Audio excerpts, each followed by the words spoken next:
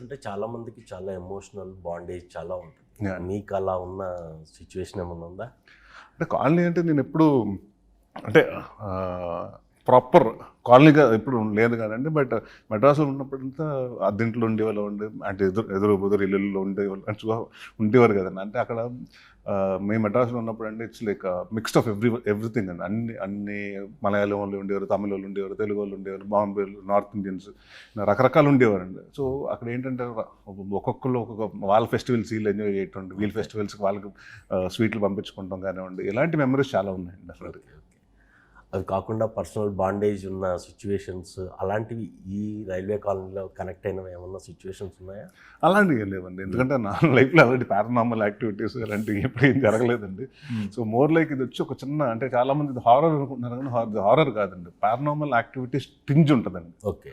So దాన్ని బట్టి ఉంటుంది కానండి. It's not a horror film అండి. It's like more like screen play based thing అండి. అంటే మా డైరెక్టర్ గారు కూడా మహారాజా అంటే we're not trying to compare మా ఫిలిం విత్ కానండి. బట్ మీరు మహారాజా సినిమా చూస్తుంటే స్క్రీన్ ప్లే ఉంటుంది చూసారు. ఓకే. ఎక్కడదో ఓపెన్ చేసి ఎప్పుడో చెప్తుంటాడు, ఎప్పుడో జరుగుతుంది, మళ్ళీ ఎక్కడో కనెక్ట్ అవుతుంటుంది. అలాగే ఇట్స్ మోర్ లైక్ అంటే ఒక ఎస్పెషల్లీ సెకండ్ హాఫ్లో అండి 3-4 స్టోరీస్ జరుగుతూ ఉంటాయండి. ఇది అవుతుంది పజిల్, ఇది ఓపెన్ అవుతుంది అనుకునేటప్పుడు ఇంకో పజిల్ స్టార్ట్ అవుతుంది, క్వశ్చన్ స్టార్ట్ అవుతుంది.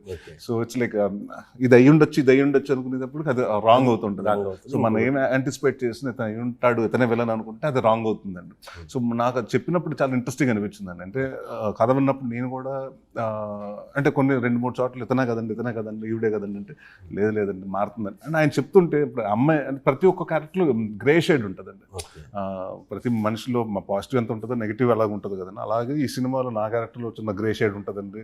అందరి క్యారెక్టర్లో గ్రే షేడ్ ఉంటుంది. ప్రతి ఒక్కరి మీద డౌట్ వస్తూ ఉంటుంది మీకు ఎవరై ఉంటారని. బట్ అన్ఎక్స్పెక్టెడ్గా someone will be thing. So అలాంటి so more like screen play oriented film కాబట్టి నాకు కథ చెప్పినప్పుడే నాకు నేను గెస్ట్ చేయలేదండి ఎవరై ఉంటారని. సో నాకు అదే అనిపించింది. అంటే నేను 2-3 అనుకున్నాను కానీ నా 2-3 కాదు అంటే ఓకే. సో డెఫినెట్గా ఇట్స్ లైక్ విన్నప్పుడు ఎంత ఎక్సైటింగ్ ఉందంటే చేసినప్పుడు చాలా బాగుంటుందండి. ఆడియన్స్ చూస్తారు డెఫినెట్గా. ఇలాంటి ఫిల్మ్స్కి ఇప్పుడు బాగా ఇష్టపడుతున్నారండి.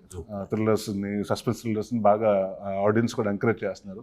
సో డెఫినెట్గా ఇట్స్ రైట్ టైం అనుకుని ఈ ప్రోడక్ట్ చేయడం జరిగింది.